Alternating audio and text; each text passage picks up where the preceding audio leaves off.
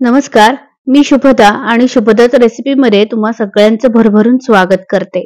आज आपण तोंडाची चव वाढवणारी म्हणजेच लसूण, खोबरं, शेंगदाणे, तीळ याची झटपट अशी चटणी बनवणार आहोत. त्याच्यासाठी मी इथे छोटं मिक्सरचं भांड घेतलेलं आहे आणि सुकं खोबरं एक पाव तुकडा घेतलेला आहे. त्याच्यानंतर एक जवळजवळ 6 ते 7 लसूण पाकळ्या घेतलेल्या आहेत.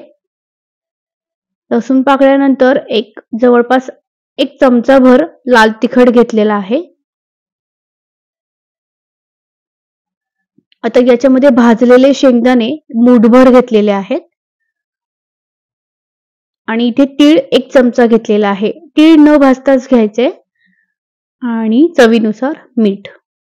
आता हे सर्व आपण मिक्सर मधून छान असं बारीक करून घेऊयात. आपली ही होममेड चटणी जी थंडीसाठी एकदम हेल्दी आहे. तुम्ही नक्की अशी रेसिपी अशी चटणी घरी ट्राय करा. जेवणाला तोंडी लावायला खूप छान लागते ही चटणी. तोपर्यंत शुभदाच रेसिपीला लाईक, शेअर आणि सबस्क्राईब करायला विसरू नका. Thank you.